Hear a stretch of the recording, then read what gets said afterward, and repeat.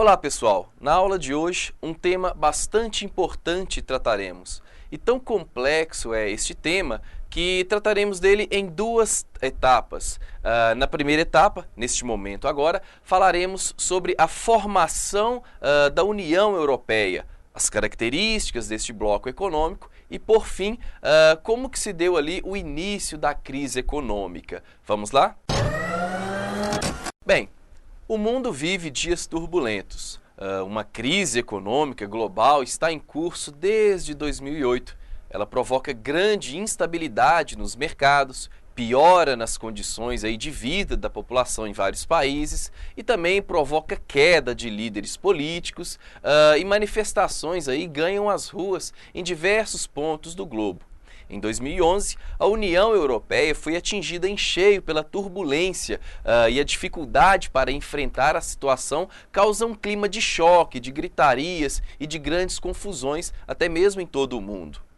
No interior da União Europeia, trava-se uma espécie de cabo de guerra, em que, de um lado, um pequeno grupo decide medidas com base em um poder político e econômico capaz de afetar diretamente os 27 países membros do bloco, e, de outro lado, a população de algumas dessas nações se recusa a aceitar as medidas que podem significar até mesmo a perda de direitos históricos dessas regiões. E dessa forma, em jogo estão os conceitos de soberania nacional e até de democracia. Agora, quanto à origem, a crise que ameaça a União Europeia é global, né? E sua origem está no colapso do mercado imobiliário nos Estados Unidos da América há cerca de 4 anos. O estouro da bolha imobiliária afetou todo o sistema financeiro mundial. O maior problema ocorreu quando trilhões de dólares de dinheiro público para salvar bancos e companhias em dificuldades, realizada por diversos governos, acabou ampliando fortemente a dívida das nações. Agora, os países eles são chamados, portanto, a equilibrar suas contas com cortes profundos nos gastos públicos e também aumento nos impostos, medidas estas que afetam diretamente a população. Agora, um olhar rápido sobre a origem deste bloco econômico mostra que, com meio século de existência, a União Europeia é o maior bloco econômico do mundo. Sua criação começou em 1951, quando 6 países fundaram a chamada Comunidade Europeia do Carvão e do Aço, conhecido como CECA, CECA. Entre 73 e 1995, entraram para a comunidade vários outros países e, por fim, com o Tratado de Maastricht, em 1992, nasceu a União Europeia, de forma que em 2007 a população total da União Europeia já chegava a quase meio bilhão de habitantes. Agora, um fato importante da União Europeia é a centralização política, visto que na construção histórica da União Europeia houve um movimento constante de concessão de poderes para a unidade do bloco, como o Parlamento Europeu e o Banco Central Europeu, em detrimento, por sua vez, da soberania das nações integrantes do bloco. E com frequência esse processo foi conflituoso e bastante tumultuado. Agora, vemos um aspecto interessante também, que é a oposição à centralização política.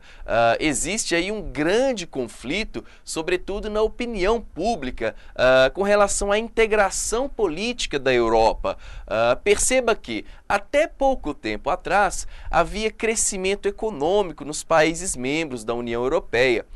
Então, quais seriam os motivos para a recusa em várias votações populares quanto às medidas de fortalecimento da União Europeia?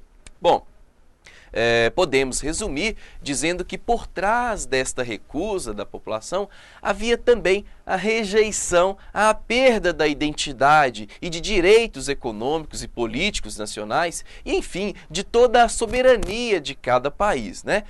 E essa questão, ela é histórica, pois após a Segunda Guerra Mundial, vários países europeus implantaram estados de bem-estar social, nos quais os indivíduos passaram a desfrutar aí de um conjunto de bens e serviços garantidos pelo próprio Estado, como, por exemplo, educação, saúde, habitação e até mesmo a previdência social.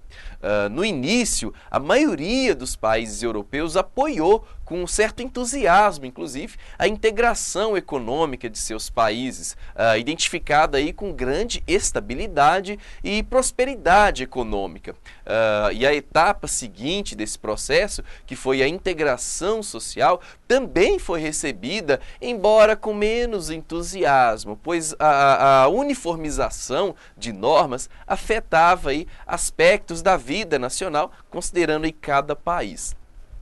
Porém, a última etapa de integração da União Europeia neste processo, referente ali à unificação política, foi vista com profunda desconfiança, existindo aí o forte temor de que o comando central da União Europeia, que fica na Bélgica, exerça aí um poder autoritário, burocrático, indiferente às necessidades dos cidadãos e indiferente também das diferenças entre cada país, além de controle da própria população.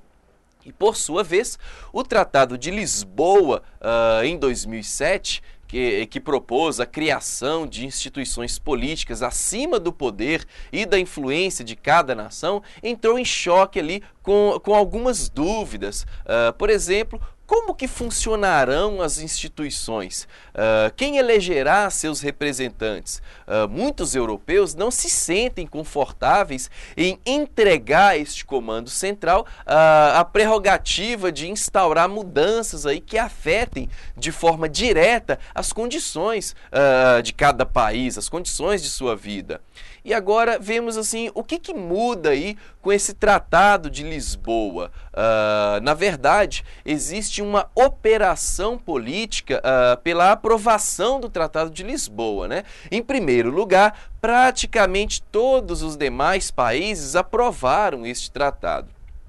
Em seguida, preparou-se um novo referendo sobre o mesmo tema que foi feito na Irlanda um ano e meio depois, em outubro de 2009. Bom, para não demonstrar tanta falta de democracia como temem os irlandeses, em troca da aprovação, ofereceram-se à Irlanda certas garantias legais de que a União Europeia não iria impor leis sobre questões como, por exemplo, direito ao aborto, casamento gay, regras sobre impostos e mudanças aí no que os irlandeses chamam de neutralidade histórica, sobretudo em questões externas, né?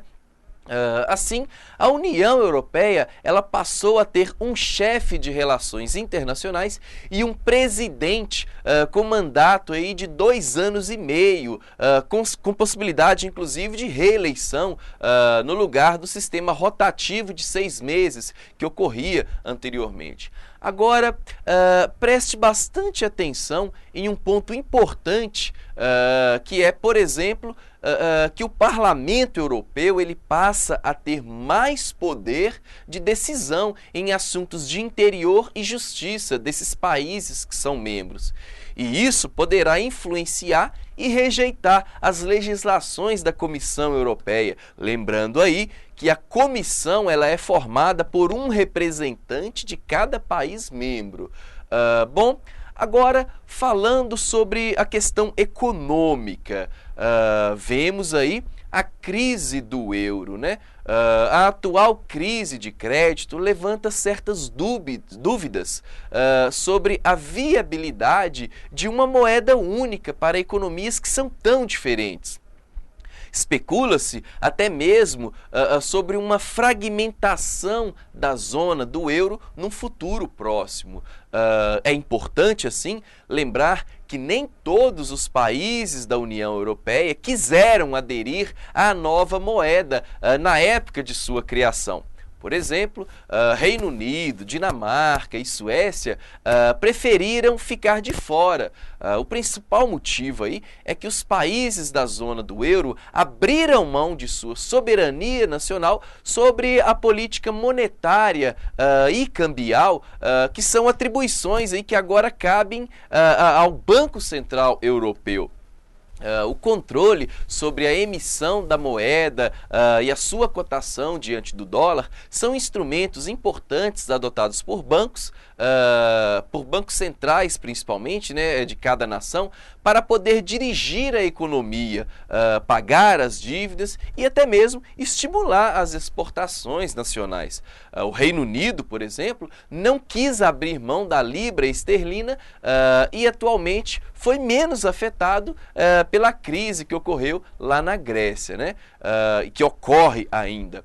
Bem, a crise econômica mundial atingiu a Europa tão logo eclodiu nos Estados Unidos em 2008 com a quebra das instituições financeiras e a baixa aí nas bolsas de valores. Na zona do euro, a Grécia foi a primeira economia a mostrar suas graves fraquezas. Na última década, inclusive, a nação fez empréstimos aí pesados, financiou um crescimento de sua economia e elevou os gastos públicos e também o endividamento nacional. E quando a crise estourou, o país já não tinha mais recursos para lidar aí com esta crise e não conseguia novos empréstimos por causa do endividamento. Isso é o que se chama aí de crise de crédito. E para tentar fazer frente a este problema, o governo grego aumentou seus gastos com incentivos a vários setores aí da economia. E isto não adiantou. O desemprego cresceu e caíram aí o consumo da população e a arrecadação de impostos, né? O então primeiro-ministro grego, Georges Papandreou, pediu empréstimos à União Europeia e ao FMI para não dar um calote aí de cerca de 120 bilhões de euros nos credores, ou seja, para que ele não decretasse aí a chamada moratória, que é quando o país para de pagar suas dívidas por falta de dinheiro, né? E preocupados aí em evitar que a crise de crédito se espalhasse para todos os outros países, principalmente os países vizinhos, a União Europeia e o FMI rapidamente anunciaram em maio de 2010 um plano de apoio financeiro à Grécia no valor recorde aí, de 110 bilhões de euros, vinculado aí a medidas duras e cortes nos gastos públicos da Grécia. E algumas medidas drásticas seriam tomadas. E o primeiro-ministro grego Papandreou, por exemplo, tentou aumentar os impostos, demitir servidores públicos e cortar direitos trabalhistas. Em reação, enfrentou aí manifestações em várias greves gerais e o país afunda, consequentemente, em uma forte recessão com encolhimento aí, da economia. E como a crise se aprofundou em 2011, os líderes europeus anunciaram um novo pacote para a Grécia, mas exigiram medidas ainda mais duras, que prejudicam fortemente a vida dos gregos. Bom, Papandreou renunciou para que se formasse aí um governo de união nacional para aplicar o acordo sob a chefia de Lucas Papademos, que é este aí que vemos na imagem. A Grécia recebe mais de 130 bilhões de euros e teve anulada metade de sua dívida aí com os bancos. O governo grego anuncia um pacote de privatizações e, por fim, a Grécia abre mão de sua soberania e aceita interferência direta da União Europeia e também do FMI. As medidas provocam revolta popular e a multidão chega até mesmo a atear fogo aí em edifícios da cidade de Atenas e de outras cidades gregas. Ao liberar aí o pacote bilionário à Grécia, o FMI provocou outros países europeus a adotar plano de ajuste fiscal para impedir o crescimento da dívida. E como a economia do bloco é interligada, outras nações podem também ser atingidas pela situação lá na Grécia. Agora, curiosamente, foi criado um acrônimo para designar os países em maior risco. É o acrônimo PIGS, P-I-I-G-S, com as iniciais aí de Portugal, Irlanda, Itália, Grécia e Espanha. Lembrando aí que essa sigla é em inglês, por isso o S aí de Spain, que significa a Espanha, né? E esta sigla faz uma referência à palavra porco em inglês, para indicar os que estariam com a economia suja. Esses países ultrapassaram em muitos os limites aí fixados pelo pacto de estabilidade que ocorreu. As apostas dos economistas estavam certas, né? Depois da Grécia, foi a vez aí da Irlanda, por exemplo, pedir socorro. Por mais de 2 décadas, o país teve forte crescimento econômico, devido principalmente à instalação de empresas estrangeiras, à facilitação aí do crédito imobiliário e também a um controle rígido do orçamento, né? E os bancos, sem receber aí o que haviam emprestado, também aprofundaram aí em dívidas, né? E para evitar uma quebra geral, o governo despejou nos bancos uma fortuna em recursos públicos, cerca aí de 45 bilhões de euros. E o socorro no sistema bancário provocou um rombo gigantesco no orçamento lá da Irlanda. Ao mesmo tempo, com a freada aí nas atividades econômicas, a arrecadação de impostos despencou. Para você ter uma ideia, em dezembro de 2011, quase 15% dos irlandeses estavam desempregados. E para conter aí esse rombo, a Irlanda recorreu a bancos internacionais, principalmente da Alemanha e do Reino Unido. Em contrapartida, o governo irlandês aprovou medidas para diminuir certos gastos, com a demissão aí de funcionários públicos e também a redução de salários e benefícios. Agora, outro país que também tem sofrido com a crise é a Espanha. Cerca de 20% da população está desempregada. O governo adotou medidas duras, né, que são as chamadas medidas de austeridade, para diminuir os gastos públicos em cerca de 50 bilhões de euros. Os sindicatos, por exemplo, reagiram com greves, né? E também houve mobilizações de trabalhadores, principalmente, na Irlanda e em Portugal. E essas mobilizações aí de trabalhadores contrários aos cortes nos serviços públicos, principalmente. Bom, e um último detalhe aí desta primeira parte do tema é mencionarmos que não há saída fácil para acabar com a crise. A decisão aí de injetar dinheiro público no sistema financeiro e cortar despesas é uma via aí, de 2 mãos, pois os cortes de gastos ampliam o risco de recessão econômica e os empréstimos aumentam com esse endividamento. E, além disso, depois é preciso fazer a população arcar com as consequências dos cortes, ou seja, quem paga o pato é o povo. E, por fim, o enorme desequilíbrio de vários países é o maior desafio da zona do euro desde sua criação em 1999.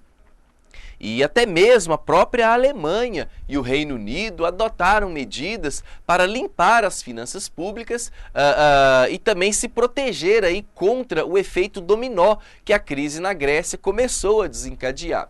E assim, a possibilidade aí dos gregos abandonarem a zona do euro ou mesmo da moeda única acabar é vista como uma grave ameaça econômica que certamente teria repercussões aí, até mesmo de nível global, né? Bom, e dessa forma encerramos esta primeira parte da aula sobre a crise econômica na Europa e, se possível, reveja esta aula e se prepare para entender melhor nosso próximo encontro. Então, pessoal, bons estudos e até a próxima!